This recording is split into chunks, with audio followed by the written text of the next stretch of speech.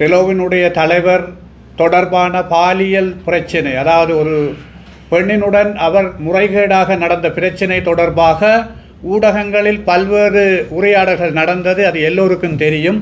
அவருடைய voice cut, அவருடைய குரல் பதிவுகளே வெளியாகி இருந்தது.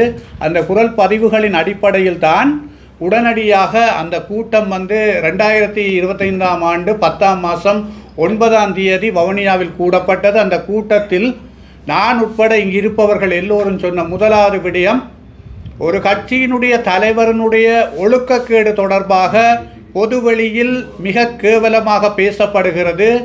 ஒரு ஒழுக்கக்கேடான தலைமைத்துவத்தின் கீழ் யாருமே பயணிக்க முடியாது, நீங்கள் உடனடியாக பதவி விலகி கொள்ள வேண்டும் என்று நாங்கள் கோரிக்கை வைத்திருந்தோம். மிக நெருக்கடியான சூழல் அவருக்கு ஏற்பட்டது. பதவி விலக வேண்டிய ஒரு இக்கட்டுக்குள் அந்த கூட்டத்துக்குள் தள்ளப்பட்டிருந்தார். ஆனால் ஒரு கட்டத்தில் அவர் சுதாகரித்து கொண்டு, நான் பதவி விலக தயாராக இருக்கிறேன், விரைவாக மாகாநாட்டை கூடுவோம், 2026ஆம் ஆண்டு ஜனவரி மாதமே மகாநாட்டை வைப்போம், மாநாட்டின் ஊடாக நான் பதவியை விலகுகிறேன், அடுத்து வருபவர்களுக்கு பதவியை கொடுப்போம் என்று சொல்லி ஒரு போலியான உத்தரவாதத்தை, அது அன்றைய கூட்டத்தில் அது உண்மையான ஒரு உத்தரவாதம் போல தான் பலருக்கும் தெரிந்தது. ஆனால் ஒரு போலியான ஒரு உத்தரவாதத்தை கொடுத்து 8 மாவட்டங்களிலும் தெரிவுகள் நடந்தது. வடகேளுங்கோ, நாங்கள் தான் இந்த பதவியில் இருக்க போகிறோம்டா, நாங்கள் விட்டு போகிறோம். எங்களை பொறுத்தவரையில் மக்களினுடைய விடுதலைக்கு அரசியலுக்கு பேசுகிறதுக்கு அங்கே இருந்தால் பேசணும், இங்கே இருந்தால் பேசணும் இல்லை. ஆனால் இந்த டெலோ என்ற தமிழீழ விடுதலை இயக்கம் எல்லா விடுதலை போராட்ட இயக்கத்துக்கும் முன்னோடி இயக்கம். ஊடக நண்பர்கள் அனைவருக்கும் வணக்கம். டெலோவினுடைய தேசிய மாநாடு தொடர்பாக பல்வேறு ஜனநாயக விரோத செயற்பாடுகளின் அடிப்படையில் அந்த மாநாடு யாருக்குமே தெரியாமல் ரகசியமாக கூடப்படுவது தொடர்பாகவும், கடந்த காலத்தில் இந்த மாநாடு ஏன் நடத்தப்பட வேண்டும் என்ற முடிவுக்கு நிர்வாகம் வந்தது தொடர்பாகவும் இங்கு தலைமை குழு உறுப்பினர்கள் தெளிவுபடுத்தினார்கள். உண்மையாக 2025ஆம் ஆண்டு 10ஆம் மாதம் அளவில் டெலோவினுடைய தலைவர் தொடர்பான பாலியல் பிரச்சனை, அதாவது ஒரு பெண்ணினுடன் அவர் முறைகேடாக நடந்த பிரச்சனை தொடர்பாக ஊடகங்களில் பல்வேறு உரையாடல்கள் நடந்தது. அது எல்லோருக்கும் தெரியும். அவருடைய வாய்ஸ் கட், அவருடைய குரல் பதிவுகளே வெளியாகி இருந்தது. அந்த குரல் பதிவுகளின் அடிப்படையில் தான் உடனடியாக அந்த கூட்டம் 2025ஆம் ஆண்டு 10ஆம் மாதம் 9ஆம் தேதி வவுனியாவில் கூடப்பட்டது. அந்த கூட்டத்தில் நான் உட்பட இங்கு இருப்பவர்கள் எல்லோரும் சொன்ன முதலாவது விடயம், ஒரு கட்சியினுடைய தலைவரினுடைய ஒழுக்கக்கேடு தொடர்பாக பொதுவெளியில் மிக கேவலமாக பேசப்படுகிறது. ஒரு ஒழுக்கக்கேடான தலைமைத்துவத்தின் கீழ் யாருமே பயணிக்க முடியாது, நீங்கள் உடனடியாக பதவி விலகி கொள்ள வேண்டும் என்று நாங்கள் கோரிக்கை வைத்திருந்தோம். மிக நெருக்கடியான சூழல் அவருக்கு ஏற்பட்டது. பதவி விலக வேண்டிய ஒரு இக்கட்டுக்குள் அந்த கூட்டத்துக்குள் தள்ளப்பட்டிருந்தார். ஆனால் ஒரு கட்டத்தில் அவர் சுதாகரித்து கொண்டு, நான் பதவி விலக தயாராக இருக்கிறேன், விரைவாக மாகாநாட்டை கூடுவோம், 2026ஆம் ஆண்டு ஜனவரி மாதமே மகாநாட்டை வைப்போம், மாநாட்டின் ஊடாக நான் பதவியை விலகுகிறேன், அடுத்து வருபவர்களுக்கு பதவியை கொடுப்போம் என்று சொல்லி ஒரு போலியான உத்தரவாதத்தை, அது அன்றைய கூட்டத்தில் அது உண்மையான ஒரு உத்தரவாதம் போல தான் பலருக்கும் தெரிந்தது. ஆனால் ஒரு போலியான ஒரு உத்தரவாதத்தை கொடுத்து 8 மாவட்டங்களிலும் தெரிவுகள் நடந்தது. வடக்கு கிழக்கில் இருக்கிற 8 மாவட்டங்களிலும் பொதுக்குழு தெரிவுகள் நடந்தது. அந்த பொதுக்குழு தெரிவுகளில் யாழ் மாவட்டத்தில் நான் மாவட்ட செயலாளராக தெரிவு செய்யப்பட்டிருந்தேன். என்னுடன் 60 உறுப்பினர்கள் தெரிவு செய்யப்பட்டிருந்தார்கள். அதே போல் ஒவ்வொரு மாவட்டங்களிலும் தெரிவுகள் நடந்தது. ஜனநாயக தெரிவு, அந்த தெரிவில் தலைவர் எல்லா தெரிவுகளுக்குமே வந்திருந்தார். அந்த தெரிவுகளை நேரடியாக பார்த்திருந்தார். அந்த கோரத்தின் அடிப்படையில் தான் அந்த தெரிவுகள் எல்லாமே நடந்தது. அந்த தெரிவுகளின் தொகுப்பின் அடிப்படையில் அவர்களுக்கு ஒன்று தெரிந்தது, இந்த தெரிவு வந்திருக்கிறவர்கள் எல்லோரும் தங்களை பதவியிலிருந்து மாநாட்டின் மூலமாக வீட்டுக்கு அனுப்ப போகிறார்கள் என்றது தெரிந்ததன் அடிப்படையில் தான் அவரே திருகோணமலை மாவட்டத்தில் ஒருவரை வைத்து வழக்கு போட்டார். திருகோணமலை நீதிமன்றத்தில் தலைவரும் செயலாளரும் மறைமுகமான பங்களிப்புடன் தான் திருகோணமலையில் ஒரு நீதிமன்றத்தில் ஒரு கேஸ் ஒன்று போடப்பட்டது. இந்த மாநாட்டை தடுத்து நிறுத்துவதற்கும் அந்த திருகோணமலை மாவட்ட தெரிவு பிழை என்ற அடிப்படையில் அங்கு நீதிமன்றத்தில் வழக்கு போடப்பட்டது. அது உண்மையிலேயே அதாவது நீதிமன்றத்தில் வழக்கு போடப்பட்டதன் பிற்பாடு நாங்கள் நேரடியாக அடுத்த ஒரு தலைமை குழு கூட்டம் வவுனியாவில் கூடப்பட்டது. அதில் நாங்கள் நேரடியாக சொன்னோம், நீங்களே வழக்கு போட்டுவிட்டு இப்படியான ஒரு ஜனநாயக விரோத செயற்பாட்டில் ஈடுபட முடியாது என்று. அதுக்கு எந்த விதமான பதிலும் அவர்கள் சொல்லவில்லை. ஆகவே இந்த விவகாரத்தில் செயலாளரும் தலைவரும் இந்த கட்சியை தங்களுடைய சுயலாப நோக்கத்துக்காக ஜனநாயக விரோத அடிப்படையில் இன்று வரை வழிநடத்தி கொண்டிருக்கிறார்கள். அதன் வெளிப்பாடுதான் இங்கு என்னுடன் வந்திருக்கிற இவ்வளவு பேரும் அதில் இருந்து வெளியில் வந்து இப்பொழுது இந்த ஊடக சந்திப்பை நடத்துவதற்கு முக்கியமான காரணம். ஆகவே அந்த வழக்கு இருந்து கொண்டிருக்கிற போது தேர்தல் திணைக்களத்தினால் இவர்களுக்கு ஒரு நெருக்கடி வருகிறது. இந்த ஏலவே இருக்கிற நிர்வாகத்தினுடைய பதவிக்காலம் முடிந்துவிட்டது, நீங்கள் புதிய மாநாடு ஒன்றை நடத்த வேண்டும் என்று. அந்த புதிய மாநாடு ஒன்றை நடத்த வேண்டும் என்ற அந்த கோரிக்கையை அவர்கள் தேர்தல் ஆணைக்குழுவிற்கு கட்டாயம் செய்து காட்ட வேண்டும் என்பதற்காகத்தான் செயலாளர் ஒரு முடிவுக்கு வாரார். ஏற்கனவே தெரிவு செய்யப்பட்ட தெரிவுகள் எல்லாம் பிழை, புதிதாக தெரிவு செய்ய வேண்டும் என்று. இது ஒரு அப்பட்டமான ஜனநாயக மீறல். கட்சி அரசியலமைப்பு, கட்சி ஜனநாயக வரம்பு, மரபு வழி ஜனநாயக வரம்புகளுக்கு எதிரான ஒரு நிலைப்பாடு. அந்த நிலைப்பாட்டின் அடிப்படையில் மிக மிக சர்வாதிகாரமாக தலைவரும் செயலாளரும் அந்த முடிவுக்கு வருகிறார்கள். அந்த முடிவுக்கு வந்து தெரிவுகள் ஒவ்வொரு மாவட்டத்திலும் ரகசியமாக நடக்கிறது. அது தெரிவு நடப்பதென்றால் ஒரு மாவட்டத்திற்கு 14 நாள் அவகாசம் கொடுக்க வேண்டும். இது 3 நாட்களுக்கு முன்பாக அல்லது 2 நாட்களுக்கு முன்பாக அங்கு தங்களுக்கு இசைவானவர்களுக்கு அழைத்து அந்த 2வது தெரிவு நடைபெற்றது. முல்லைத்தீவு மாவட்டமும் மன்னார் மாவட்டமும் தங்களுக்கு பெரும்பான்மையான ஆட்கள் ஆதரவாக இருந்தார்கள் என்றதன் அடிப்படையில் அந்த தெரிவுகளை விட்டு 6 மாவட்டங்களுக்கும் தெரிவுகளை செய்கிறார்கள். இந்த தெரிவின் ஊடாக இப்பொழுது நாங்கள் 5 மாத்திரமல்ல, இந்த தெரிவின் ஊடாக 125 பேர் 8 மாவட்டத்திலும் வெளியில் நிற்கிறார்கள். என்ன காரணம் என்றால் ஜனநாயக விரோதமாக, கட்சியினுடைய அடிப்படை விடயங்களுக்கு விரோதமாக இந்த செயற்பாடு நடப்பதன் காரணமாக அவர்கள் புறந்தள்ளப்பட்டிருக்கிறார்கள். இப்பொழுது மாவட்ட ரீதியாக தெரிவு செய்யப்பட்ட அனைவரும் கட்சிக்கு சம்பந்தமில்லாத புதிய உறுப்பினர்கள் தான் கூடுதலாக அந்த உறுப்பினர்களை கொண்டு நிரப்பப்பட வேண்டும் என்பதற்காக கொண்டு வரப்பட்டிருக்கிறார்கள். அதன் அடிப்படையில் ஒரு கட்சி மாநாடு நடத்த வேண்டும் என்று சொன்னால் அதுவும் 14 நாளைக்கு முதல் அறிவித்தல் கொடுக்கப்பட வேண்டும். ஊடக ரீதியாக அந்த அறிவித்தல் கொடுக்கப்பட வேண்டும். எந்த அறிவிப்பும் இல்லாமல் நாங்கள் அறிந்ததன் அடிப்படையில் நேற்று முன்தினம் சொன்னார்கள் மன்னாரில் நடைபெற இருக்கிறது என்று, இன்று காலை சொல்கிறார்கள் வவுனியாவில் நடைபெற இருக்கிறது. எங்கே நடக்க போகிறதுன்னு தெரியாது. அவ்வளவு தூரம் மிக மிக ஒரு அயோக்கியத்தனமாக ஜனநாயக விரோத அடிப்படையில் இந்த செயற்பாட்டை முன்னெடுக்கிறார்கள். கட்சிக்குள் நாங்கள் கட்சியினுடைய தவறை சுட்டிக்காட்டியதன் அடிப்படையிலும் கட்சி இவ்வாறான நோக்கில் போனால் கட்சி மக்களுக்கோ இந்த நாட்டுக்கோ எங்களுடைய இனத்துக்கோ எந்த ஒரு முன்னேற்றகரமான செயற்பாடையும் செய்ய முடியாது என்பதை சுட்டிக்காட்டியதன் அடிப்படையில் தான் எங்களுக்கு தெரியாமல் இந்த நடவடிக்கை நடந்து கொண்டிருக்கிறது. உண்மையிலே ஒரு வெட்கக்கேடான விடயம். நான் உண்மையிலே இந்த தலைவர் செல்வம் அடைக்கல்நாதன் அவர்களை விலகுமாறு சொல்லியதற்கு காரணம், அந்த குரல் பதிவு ஊடகங்களில் வந்தபோது அவர் ஒரு இடத்தில் சொல்கிறார், நான் இந்த பெண்ணை 15 வயசில் இருந்து வைத்திருக்கிறேன், நான் அந்த பெண்ணுக்காக எவ்வளவு தூரமும் ரிவெஞ்ச் எடுப்பேன் என்று சொல்லி. ஒரு இனத்துக்காக போராட வந்த கட்சி, இனத்துக்காக போராடி மடிந்த போராளிகள் இருக்கிற கட்சி ஒரு பெண்ணுக்காக ரிவெஞ்ச் எடுப்பேன் என்கிற ஒரு தலைவருக்கு கீழே இருக்கிற வெக்கக்கேடாக இருக்குது. என்னை பொறுத்தவரை இல்லை, 2009 முள்ளிவாய்க்கால் வர எத்தனையோ பிரச்சனைகளை, எத்தனையோ அவலங்களை, எத்தனையோ துன்பங்களை தாங்கி வந்த எனக்கு இந்த கட்சிக்குள்ள ஒரு பழமையான விடுதலை போராட்ட கட்சி, இந்த கட்சிக்குள்ள பயணித்து மக்களுக்கு ஏதாவது செய்யலாம்னு சொல்லி இப்படியான இங்கே இருக்கிறாக்கள் தான் கூடுதலாக இந்த கட்சிக்கு கொண்டு வரதுக்கு பாடுபட்டவங்க. அவங்களின் அடிப்படையில் வந்த கட்சியில் இப்படி ஒரு தலைமை சொன்னதை கேட்டு எனக்கு வெக்கக்கேடாக இருந்து இதுவா எங்கட மக்களுக்கு நடக்க போகுதுன்னு சொல்லி. ஆகவே இதன் வெளிப்பாடு தான் அவர் உடனடியாக பதவி விலக சொன்னதுக்கான காரணம். மேலும் பல விஷயங்கள் இருக்கு, ஆனால் அது பொது வெளியில எல்லாருக்குமே தெரியும் நிறைய விடயங்கள்.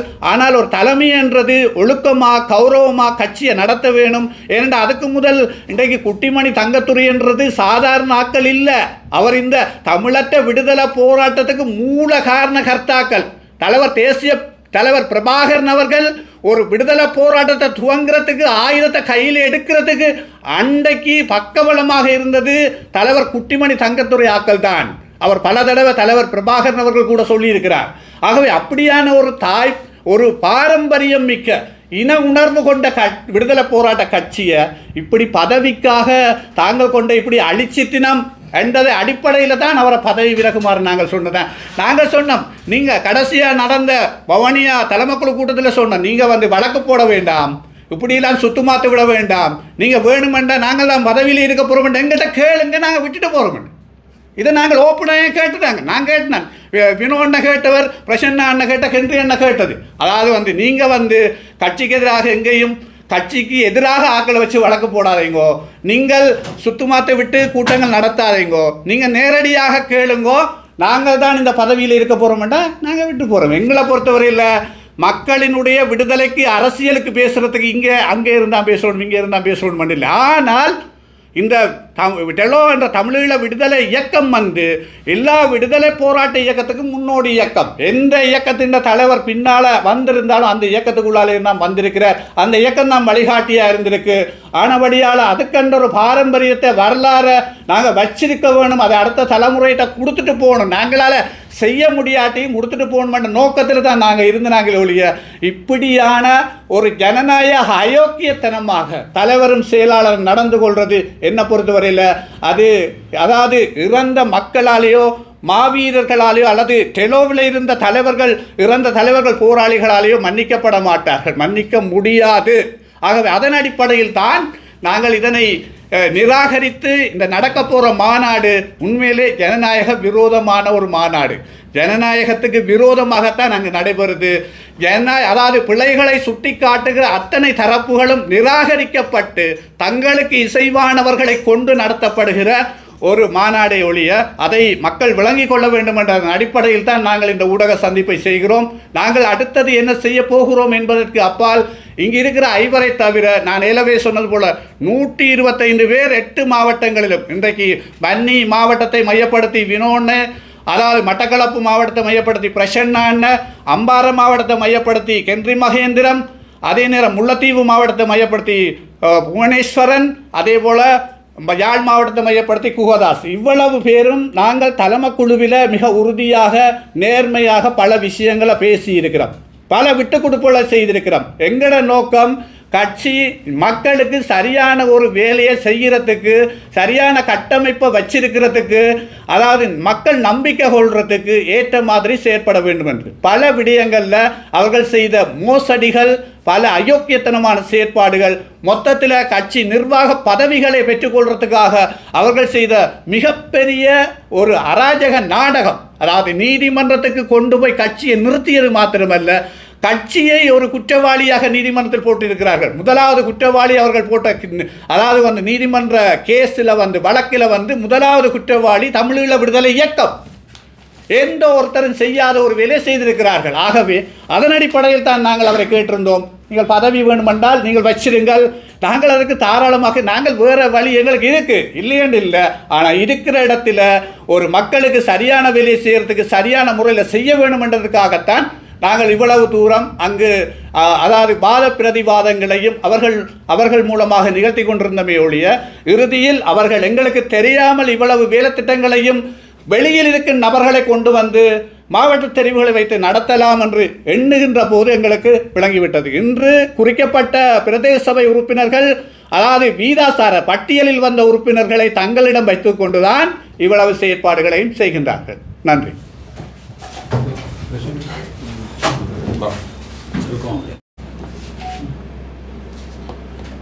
நீங்கள் பல குற்றச்சாட்டுகளை முன்வைச்சிருக்கீங்க. உங்களோட அடுத்த நடவடிக்கை எப்படி இருக்க போகுது? நாளைக்கு நடக்க போகுதுன்னு சொல்றீங்க, உங்களோட அடுத்த நடவடிக்கை?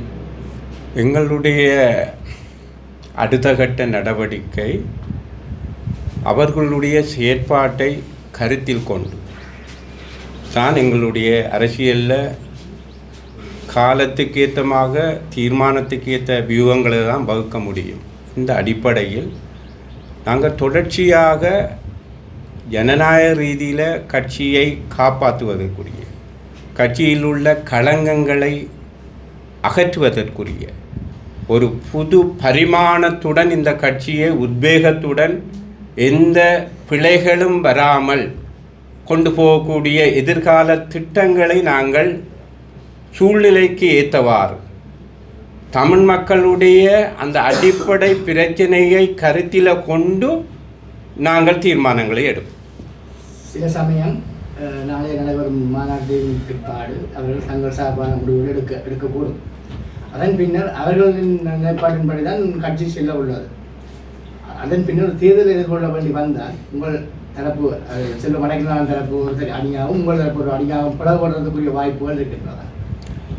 அரசியலில் எது நடக்கலாம். அந்த அடிப்படையில் அவங்கள் தெரிவு செய்யப்பட்டாலும் கூட 3 வழக்குகள் மாவட்ட ரீதியான கௌரவ நீதிமன்றங்களில் 3 வழக்குகள் இருக்கு. 2 வழக்குகள் திருகோணமலை கௌரவ மாவட்ட நீதிமன்றத்திலும், ஒரு வழக்கு வவுனியா மாவட்ட நீதிமன்றத்திலும் இருக்கின்றன. நாங்கள் நினைக்கின்றோம்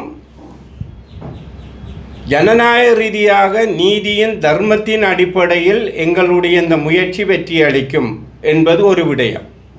2வது விடயம், நீதிமன்றத்தினால் எங்களுக்கு நியாயமான நிவாரணம் அல்லது நீதி வழங்கப்படும் என்று நாங்கள் நினைக்கிறோம். இந்த 2 விடயங்களையும் எதிர்பார்த்து ஆவலுடன் காத்திருக்கின்றோம்.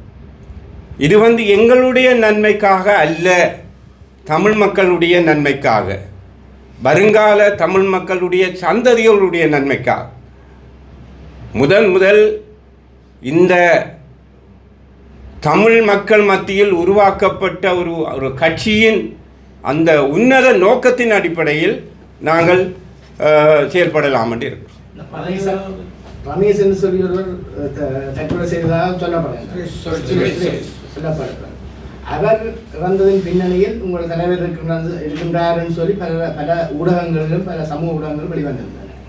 ஏன் நீங்கள் அது சம்பந்தமாக அந்த மரணத்துக்கு சட்ட ரீதியாக நடவடிக்கை எடுத்து செல்லவில்லை என்றது இல்லை. ஒரு விடயம் என்ன என்று சொன்னால், இதில் ஒரு மரணம் நிகழ்ந்திருக்கு.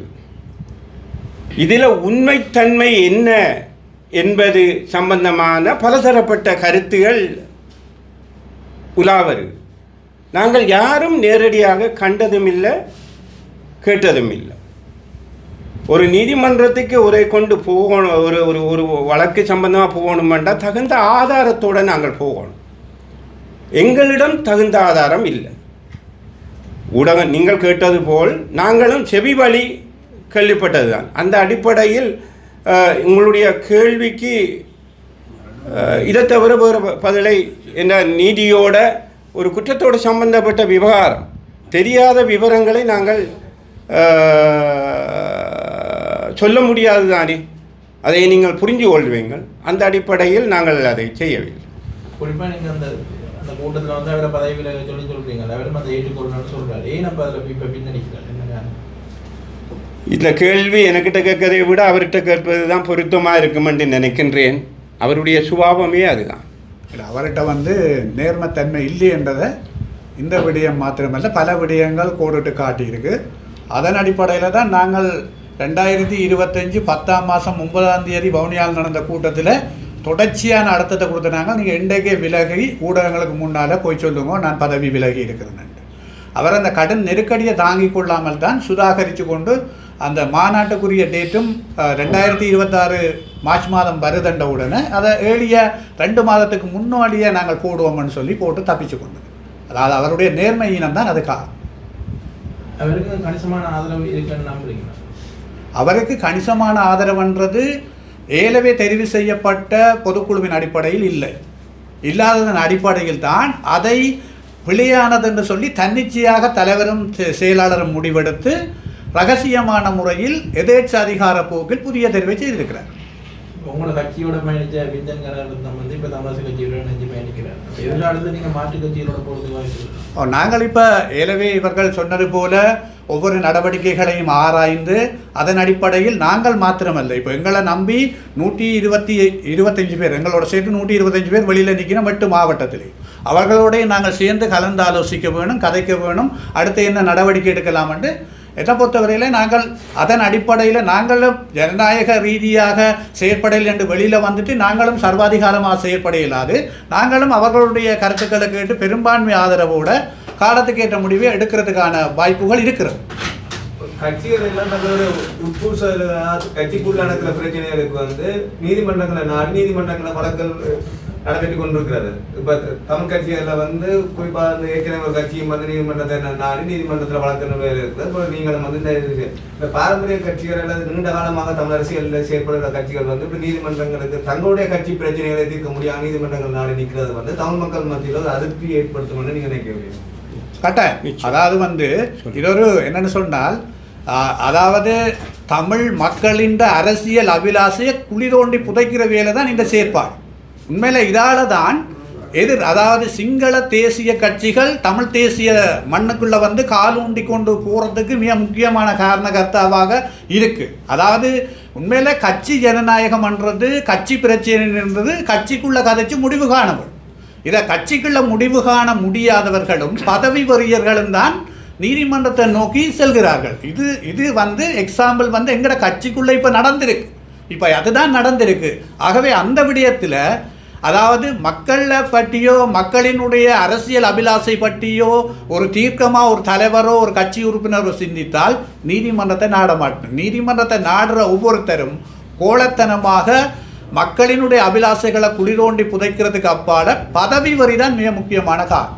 கட்சியின் தலைவருடைய செயற்பாடுகள் தொடர்பில் வந்து இன்று நேற்று குற்றச்சாட்டுகள் முன்வைக்கப்படவில்லை. நீண்ட காலமாக வந்து பல குற்றச்சாட்டுகள் இருக்கிறது. ஏற்கனவே சமூக வலைத்தளங்கள்ல 10 வருடங்களுக்கு முன்னரே சமூக வலைத்தளங்கள்ல பல்வேறு படங்கள் வழியாக கூட அந்த குற்றச்சாட்டுகள் முன்வைக்கப்பட்டிருந்தது. அதன் பிறகும் நிறைய குற்றவியல் குற்றங்கள் சார்பான குற்றச்சாட்டுகள் வந்து முன்வைக்கப்பட்டு வந்தது. இந்த நேரம் அப்பெல்லாம் அமைதியாக இருந்து தற்பொழுது இது தொடர்பான எதிர்ப்பு வருகிறதோ அல்லது அதுக்கு எதிராக எதிர்வினை ஆற்றுறதுக்கான காரணம்? நல்ல கேள்வி. இந்த முதல் வந்த குற்றச்சாட்டுகளுக்கு உண்மையிலே அது ஆதாரபூர்வமான சரியான ஆதாரங்கள் இல்லை. அதை அவர் நிராகரிச்சிருக்கிறார். இந்த குற்றச்சாட்டை அவர் எங்களுக்கு ஏற்றுக்கொண்டிருக்கிறார். தலைமை குழுவில் வந்து அப்படி ஒரு சம்பவம் நடந்தது என்று அவர் ஏற்றுக்கொண்டிருக்கிறார். 2025ஆம் ஆண்டு 10ஆம் மாதம் 9ஆம் தேதி வவுனியாவில் நடந்த கூட்டத்தில் அவர் ஏற்றுக்கொண்டவர். தனக்கு அந்த பிரச்சனை நடந்தது, தண்ட குரல் பதிவு தான் என்றது அவர் ஏற்றுக்கொண்டது 11ஆம் மாதம். அதன் அடிப்படையில் தான் நாங்கள் அவரை சொன்னது உடனடியாக பதவி விலகுங்கன்னு சொல்லி. மற்ற நீங்கள் சொன்னது போல குற்றச்சாட்டுகள் பல கடந்த காலத்தில் வந்தாலும் அதற்கு அவர் ஏதோ ஒரு காரணம் சொல்லி அது நடக்கலையேன்னு சொல்லி அது ஊடகங்களால் அல்லது டெக்னிக்கல் தொழில்நுட்பத்தால் கொண்டு வரப்பட்டதுன்னு சொல்லி காரணங்களை சொல்லி தப்பிச்சு கொண்டிருந்தார். இந்த விடயம் வந்து கட்சியின் தலைமத்துவத்துக்கு மிக அவமானம், கட்சிக்கு அவமானம், இனத்துக்கும் அவமானம். அப்படி ஒரு விடுதலை போராட்ட இயக்கத்தில் இனத்தின் விடுதலைக்காக போராடுகிற கட்சி அல்லது இயக்கத்தில் வந்து அப்படி ஒரு லீடர் இருக்க இயலாது. அதன் அடிப்படையில் அவர் ஒத்துக்கொண்டதன் அடிப்படையில் தான் நாங்கள் உடனடியாக விலகச் சொன்னோம். அவர் ஒத்துக்கொள்வதற்கு முன்பாகவும் நாங்கள் விலகச் சொல்லித்தான் சொல்லி கொண்டிருந்தோம். அவர் ஒத்துக்கொண்டதன் அடிப்படையில் தான் விலகச் சொல்லி நாங்கள் கடுமையான அழுத்தங்களை கொடுத்தோம். கடந்த ஜனாதிபதி தேர்தலில் பொது வேட்பாளரை முன்னிறுத்தி அவர்களுக்கு ஆதரவாக வந்து வாக்களிக்கணும் என்ற ஒரு கொள்கையை வந்து எடுக்கப்பட்டிருந்தது. ஆனால் பின்னர் வந்து ஜனாதிபதி தேர்தல் காலங்களில் அப்போதைய ஜனாதிபதியான ரணில் விக்ரமசிங்கவுக்கு ஆதரவு தெரிவித்து சில செயற்பாடுகள் எடுக்கப்பட்டதாகவும் அதற்காக சில சலுகைகளை பெற்றுக்கொள்ளப்பட்டதாகவும் வந்து குற்றச்சாட்டுகள் வந்து பரவலாக முன்வைக்கப்பட்டிருந்தது. இது தொடர்பில் தங்களுடைய கட்சியின் நிலைப்பாடு அந்த எதிர்பாரான சம்பவங்கள் நடைபெற்றதுன்றதை ஏற்றுக்கொள்கிறீர்களா? அவர் அந்த சம்பவத்துடன் தொடர்பட்டவர்களுக்கு எதிராக நடவடிக்கை அல்லது உள்ள விசாரணை சரி எடுக்கப்பட்டிருந்தார் அக்கால இல்லை. அதில் வந்து என்னென்னு சொன்னால் பொது வேட்பாளரை ஆதரிக்குமாறு தமிழ் கட்சிகளில் பெரும்பாலான கட்சிகள் அந்த முடிவுக்கு வந்திருந்தது. ஆனால் எங்களோட கட்சியை பொறுத்தவரையில் நிதானமாக அந்த விஷயத்தில் இருந்தது. அதாவது வந்து நாங்கள் ஒரு சரியான முடிவெடுத்தால் அந்த நிலப்பாட்டில் உறுதியாக பயணிக்க வேணுமென்றதில். ஆனால் அதுக்கு பிறகு நீங்கள் சொன்ன குற்றச்சாட்டுகள் ஊடகங்களில் பரவலாக வந்தது. ஆனால் அது எவ்வளவு தூரம் அவர்கள் ரணிலோடையோ அல்லது ஏனைய தரப்போடையோ டீல் போட்டார்களோ அல்லது கதைத்தார்கள் என்பதற்கான ஆதாரங்கள் எங்கள்கிட்ட போதுமானதாக இல்லை. ஆனால் அவர்கள் கடைசி வரையும் பொது வேட்பாளருடைய பரப்புரைக்கு நிதி வேண்டி கொடுக்கறதுக்கான நடவடிக்கை அவர்கள் செய்திருந்தவர்கள், சில நிறுவனங்களிடம் கதைத்து அந்த செயற்பாட்டை செய்திருந்தவர்கள். அதன் அடிப்படையில் சில இடங்களில் வந்து அந்த பொது வேட்பாளருக்கு ஆதரவாக களத்தில் இறங்கி இருந்தவர்கள், பெரும்பாலான இடங்களில் இறங்காவிட்டாலும் தங்கள் முக்கியமான இடங்களில் இறங்கி இருந்தவர்.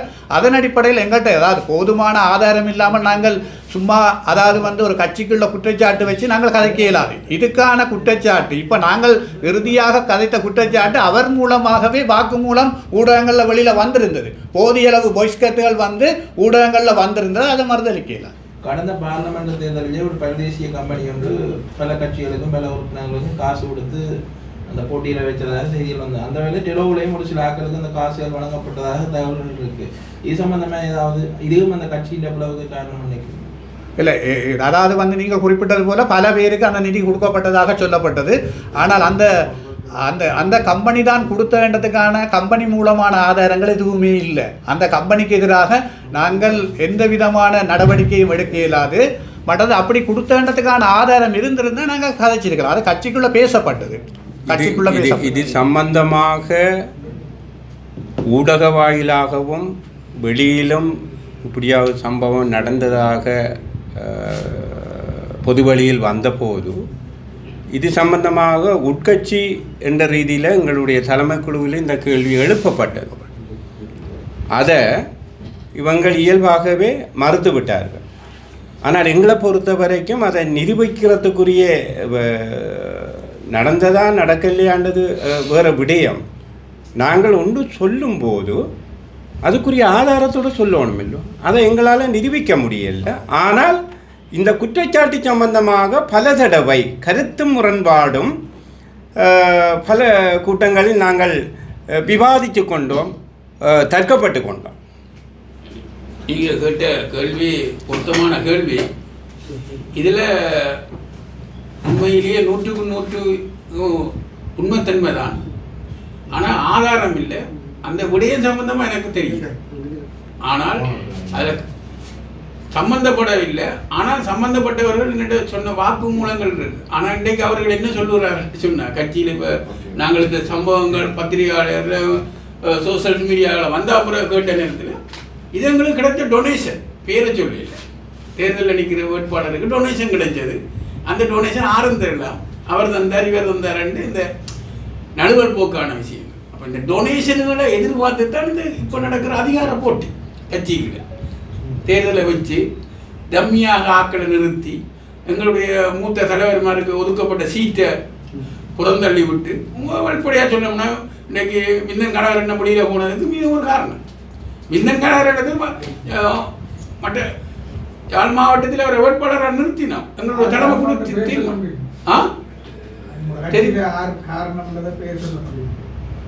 அது உங்களுக்கு எல்லாம் தெரியும் தானே. அந்த விஷயத்தில் விந்தன் கனரத்னம் அவர்கள் வேட்பாளராக நிறுத்தப்படாமைக்கான காரணம் தலைவர், செயலாளர், பொருளாளர். இப்போ இருக்கிற தலைவர், செயலாளர், பொருளாளர், அது நான் அடித்து கூறுவேன்.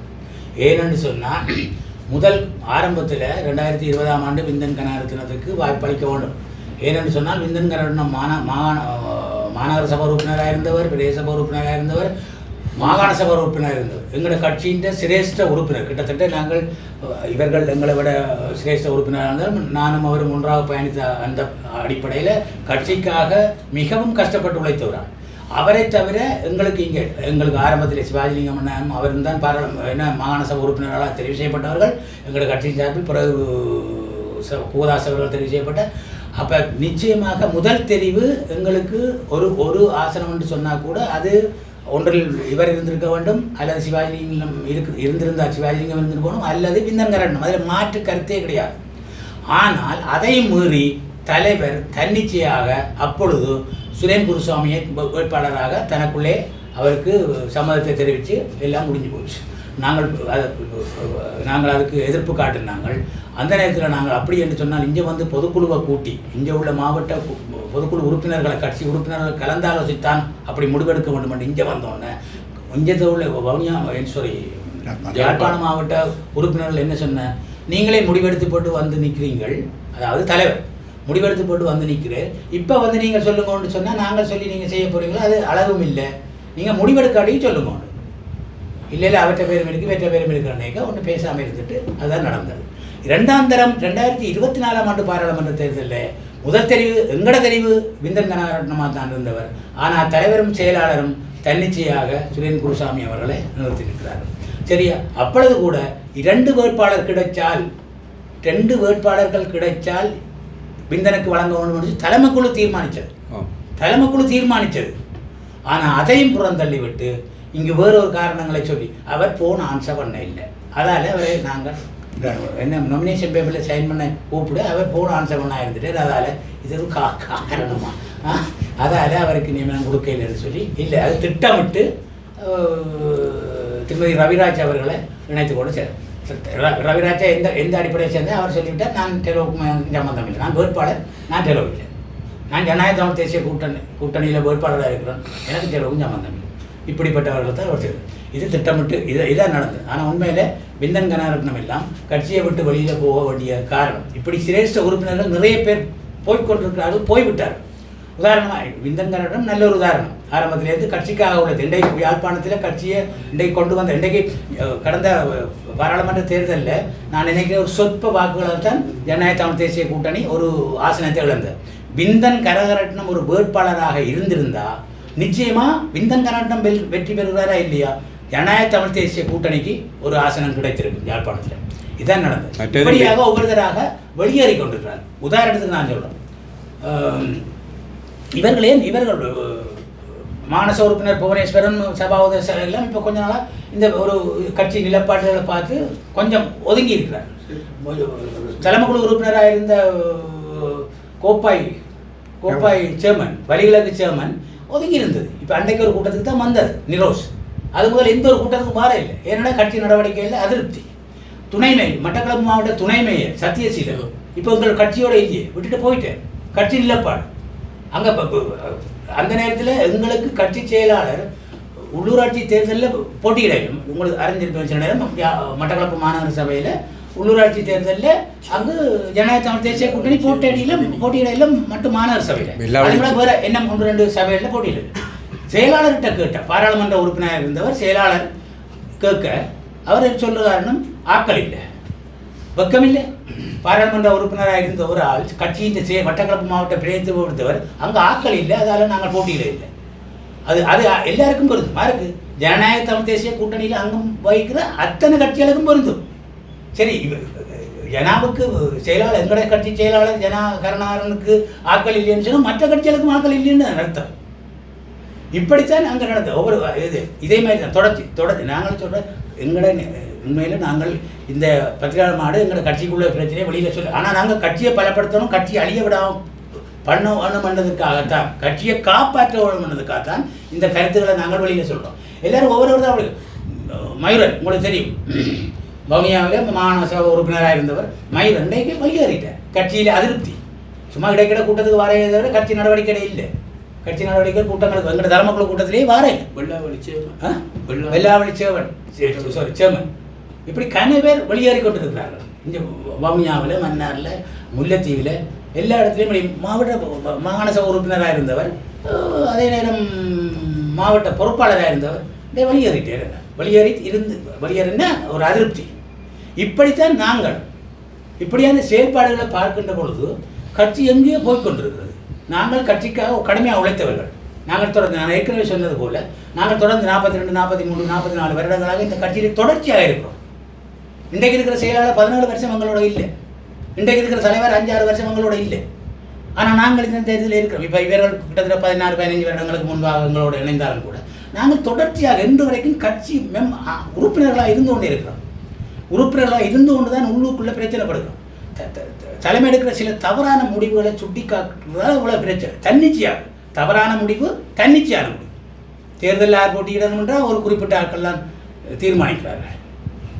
இப்படியான இந்த தன்னிச்சையான முடிவால் தான் நாங்கள் உதாரணத்துக்கு சொல்லணும், உள்ளூராட்சி மன்ற தேர்தல் முடிஞ்சு விட்டது, எந்த கட்சிகளோட கூட்டு அமைப்பு என்ற விஷயத்தில் தலைமைகளை கூடி கதைக்கோணும்னு சொல்லி நாங்கள் சொல்ல, ஓமாம் கதைப்போம்னு சொல்லி காலத்தை இழுத்தடிச்சு போட்டு எங்களுக்கு தெரியாமல், தலைமை குழுவுக்கு தெரியாமல் செயலாளர் ஒப்பந்தத்தில் கையெழுத்துறதுக்கு, யாரோட கயேந்திரகுமாரோட ஒப்பந்தத்தில் கையெழுத்துறதுக்கு மட்டக்களப்பிலிருந்து யாழ்ப்பாணத்தில் வந்து நின்று கொண்டு ஏற்கனவே தீர்மானம் எடுத்து விட்டார். நின்று கொண்டு தலைமை குழுவுக்கு அழைப்பு கொடுக்குறார்.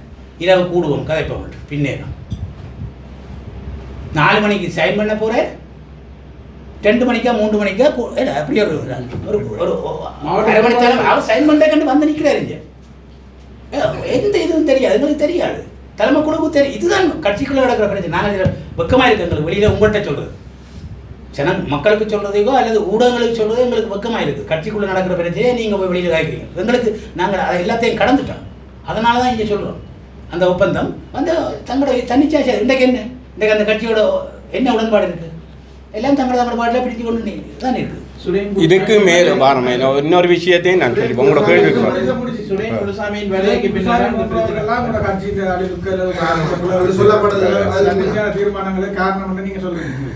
இந்த கேள்விக்கு பதில் சொல்றதுக்கு முதல் இந்த கேள்வியோட சுயத்தை நான் உங்களுக்கு தெரியும். தொடர்ச்சியாக விந்தன் கனகரட்னத்தை இந்த கட்சியில் இருக்கிற ஒரு ஒரு குறிப்பிட்ட அதிகாரம் படைத்தவர்கள் தொடர்ச்சியாகவே புறக்கணித்து கொண்டு வந்தார்கள் என்ற உண்மையை நான் சொல்ல விரும்புகிறேன். அதுக்கு மேலதிகமாக யாரோ ஒருவரை கொண்டு வர வேணும் என்பதற்காக திட்டமிட்டு செய்யப்பட்ட விடயம். விந்தன் கனகரட்னனுடைய தியாகம், அவருடைய அர்ப்பணிப்பு, அவருடைய நீண்டகால சிரேஷ்ட தன்மை உட்பட யாழ் தேர்தல் மாவட்டத்தில் அவருடைய செல்வாக்கு என்ன என்பது விக்னேஸ்வரன் ஐயா முதலமைச்சர் வேட்பாளராக போட்டியிடுற நேரம் யாழ் மாவட்டத்தில் உள்ள தேர்தல் தொகுதி வாரியாக எல்லா இடங்களிலும் முன்னிலை வகித்த விஸ்வேந்திரன் ஐயா ஊர்காவல் துறையில் மாத்திரம் 2வது இடத்துக்கு வருகிறார். அங்கு திரு விந்தன் கனகரட்னம் 1வது இடத்துக்கு வருகிறார். அப்போ இந்த வளர்ச்சியை தொடர்ச்சியான விந்தன் கனகரட்னத்துடைய அந்த நேர்மைத்தன்மை வளர்ச்சியை பொறுக்க முடியாமல் எங்களுடைய கட்சிக்குள் சில திட்டமிட்டு புறக்கணிக்கப்பட்ட வரலாறுகள் இதன் மூலம் நிரூபணமாகிறது. 2வது விஷயம், நீங்கள் கேட்ட கேள்வியை நிராகரிக்கக்கூடிய கேள்வி அல்ல. இதன் மூலம் நான் என்ன சொல்ல பாருகின்றேன் உங்களுக்கு புரியும். அடுத்த விஷயம் இன்னொன்றை நான் நெத்தி வைக்க விரும்புகின்றேன். இப்படியான ஜனநாயக விரோத தன்மையான மக்களுக்கு ஒன்று சொல்லி, மேடைகளில் ஒன்று சொல்லி, அரசியலுக்காக வாக்கை பெறுவதற்காக ஒன்றை சொல்லி, அதுக்கு விரோதமாக பதவிகளை பெற்றுக்கொண்டு பின்கதவால் முந்தளவால் டீல் அரசியல் செய்கிற இந்த அரசியல்வாதிகளை அவர்களை மையமாயிருக்கிற அந்த அந்த அந்த அவர்களை தமிழ் பரப்பில் உள்ள வடகிழக்கை மையமாக வைக்கின்ற ஏனைய தமிழ் கட்சிகள் கூட்டு என்ற அடிப்படையில் எலெக்ஷனுக்காக வாக்கை சேகரிக்கணும் என்ற அடிப்படையில் அவர்களை சேர்த்து கொள்வதை ஒருவதற்கு 1000 தரம் சிந்திக்க வேண்டும் என்றே நான் சொல்லிக்கொள்ள விரும்புகின்றேன். ஏனென்றால் நாங்கள் ஏமாற்று அரசியல் செய்ய முடியாது. நாங்கள் மக்களுக்கு உண்மைக்குண்மையாக இருக்க வேண்டும். சொல்வதை செய்கிற ஒரு தலைவராக ஒரு அரசியல்வாதிகளைத்தான் நீங்கள் தேர்ந்தெடுக்கணும். உங்கள் மூலம் நான் மக்களிடம் வேண்டிக் கொள்வதும், சிந்தியுங்கள். கொள்கையை சொல்வதை கடைசி வரையும் கடைப்பிடிக்கக்கூடிய தலைவரை நீங்கள் மக்கள் பிரதிநிதியாக தெரிவு செய்யுங்கள். அதற்கு மேலதிகமாக தமிழ் கட்சிகளிடம் நான் ஒன்றை சொல்கின்றேன். கூட்டு என்ற அடிப்படையில் தனிமனித ஒழுக்கமில்லாத, சமுதாய ஒழுக்கமில்லாதவர்களை நீங்கள் கூட்டு என்கின்ற அடிப்படையில் சேர்த்துக்கொள்ளாமல் கொள்கை அடிப்படையில் லட்சியத்தை தொடர்ந்து முன்னெடுக்கக்கூடியவர்களை கூட்டு வையுங்கள். நான் என்ன சொல்ல வாரன்றது புரிந்திருக்கும் என்பதை நான் தெரிந்து கொள்ள விரும்புகிறேன். நேரடியாக கட்சியின் இப்போ இருக்கிற குழப்பத்தில் நிலைமைக்கு தலைவரின் கட்சி தலைவருடைய தன்னிச்சையான செயற்பாடுகளுக்கும் சுரேன் குருசாமி காரணமாக இருக்கும் இல்லையா? இல்லை, என்னென்றால் சுய ஒழுக்கம் இன்மையால் அவரை பாதுகாக்கிறேன்னு சொல்லி தங்களையும் அதுக்குள்ளே சேர்த்து உள்வாங்கப்பட்டிருக்காங்க அவங்க. உலகில் இப்போ நாங்கள் கட்சியில் தலைவர்கள் சுய ஒழுக்கம் சரியில்லைன்னு சொல்கிறோம். தலைவரோட நிற்கிறார்களாரு? உங்களோட கேள்விக்கு பதில் எடுத்துட்டு தானே என்ன கிடைக்கலையா? நாங்கள் என்ன செய்கிறோம்? கட்சியில் தலைவர் சுய ஒழுக்கம் இல்லை, அவரை விலகி இருக்கணும்னு சொல்கிறோம். அதில் ஆணித்தரமாக கதைச்சால் புகதாஸ், அடுத்த நாங்கள் எல்லாம் கதைச்சினாங்க. ஆனால் குருசாமி யார் நிற்கிறார்? இப்போ யாருக்கா சப்போர்ட் நினைக்கிற? ஏன்னா தன்னைக்கா பாதுகாக்கிறதுக்காண்டி இவரை பாதுகாக்கிற மாதிரி நிற்கிறாங்க. இதுதான் ஒரு சிலருடைய நடவடிக்கை. கட்சியின் செயலாளரும் அப்படித்தான், பொருளாளரும் அப்படித்தான். அதான் படிப்படியாக சொல்லியிருக்காங்க. தங்களை காப்பாற்றிக் கொள்வதற்காக, செல்வம் தங்களுடைய பிழைகளை மறைப்பதற்காக, தொடர்ந்து தங்களுடைய சுகபோகங்களை அனுபவிப்பதற்காக அவருடன் நிற்கிறார்கள் என்றதுதான் உண்மை. இது வந்து ஜானோ நிற்கிறதுதான் பிரச்சனை. தலைவர் வந்து சுய ஒழுக்கம் இல்லை, தனிமனித ஒழுக்கம் இல்லை என்ற ஒரு விடயம் இருக்கிறது. ஆனா அவருக்கு வந்து ஆதரவா நிக்கிற நபர்களும் வந்து விமர்சனத்துக்குள்ளானவர்கள், அவர்களும் வந்து கட்சியின் பிளவுகளுக்கு காரணம் என குற்றம் சாட்டப்படுகின்ற நபர்கள். ஆக அவர்கள் இல்லை அனைவரும் வந்து ஒரு இடத்துல இருக்கிறார்கள், நீங்கள் அனைவரும் வந்து வெளியாக இருக்கிறீங்க. இந்த பிளவுகளுக்கு எல்லாம் காரணமாக கூறப்படுகின்ற நபர்கள் ஏன் எதிர்த்து ஒரு அடுத்த கட்ட நகர்வுக்கு செல்ல முடியாமல் இருக்கா? நீங்க எல்லாருமே ஒரு மூத்த உறுப்பினர்கள் அல்லது மூத்த செயற்பாட்டாளர்கள், நீண்ட காலமாக அரசியல் இருக்கிறவர்கள், சிலவந்த முகந்திருந்த நபர்கள் வந்து இந்தியாவில் ஒரு பக்கத்துல நிற்கிறீங்க. ஆனா இன்றைக்கும் வந்து நீங்கள் தலைவர் தனியத்தை குற்றஞ்சாட்டி கொண்டு இருக்கிறீங்களே தவிர அதுக்கு அடுத்த கட்ட நடவடிக்கை என்ன? இல்லை, நான் இதற்கு சுருக்கமாக சொல்கிறேன். என்ன விடயம் என்று சொன்னால், நான் ஏற்கனவே இங்கே சொல்லப்பட்டது போல் சரியா, இது ஒரு குறிப்பிட்ட ஆட்கள் நீங்கள் சொல்கிற மாதிரி தலைவரோடு இருக்கிறார். சரியா, தலைவர் செய்தது தவறென்று தெரிந்தும் இருக்கிறார்கள், அல்லது இது இல்லாமல் ஒரு பெரிய ஒரு பாலியல் விஷயம், அது அவற்றை தனிப்பட்ட பிரச்சனை. செயலாளர் அது தச்சுனார், அது அவற்றை தனிப்பட்ட. சுரேஷ் தற்கொலை செய்யப்படுவதற்கு முன்பாக சுரேஷுக்கு ஆபத்து என்று சொல்லி எனக்கு பிரச்சனை எல்லாருக்கும் செயலாளருக்கு சுரேஷ் தொலைபேசி அழைப்படுத்து எனக்கு பிரச்சனை இருக்குது, பாயமாக கிடக்கு, எனக்கு ஆபத்து இருக்குது, அப்படி இப்படின்னு சொல்லி எனக்கு சொன்னார். நான் சொன்ன கவனமாக எதுக்கும் உயிராபத்து, எங்களோட கட்சி உறுப்பினர்கள் எதுக்கும் கவனமாக இருக்குன்னு நான் சொன்னேன். சரியா, அப்படி சொல்கிற பட்சத்தில் கூட அவருக்கு ஆதரவாக அது உங்களோட தனிப்பட்ட பிரச்சனை. சரியா, அதை நீங்களே சுரேஷ் எடுத்து செயலாளருக்கு எடுத்து சொல்ல இப்படி பிரச்சனை, கட்சி செயலாளர் என்ற ரீதியில் எடுக்க அது உங்களோட தனிப்பட்ட பிரச்சனை, உங்களோட காதல் பிரச்சனை. இப்படி தான் உங்களோட தனிப்பட்ட பிரச்சனை, உங்களோட காதல் பிரச்சனை, நீங்களே பார்த்துக்கொள்ளுங்க. தேசிய அமைப்பாளர் பிரச்சனை இந்திரகுமார் எங்களோட வாட்ஸ்அப் குரூப்புக்கு மெசேஜ் போடுறார், உடனடியாக தலைமை குழுவாக கூட்டத்தில் சுரேஷ் விஷயமாக கதை கொண்டு அவர் கூட்டே இல்லை, செயலாளர் கூட்டே இல்லை.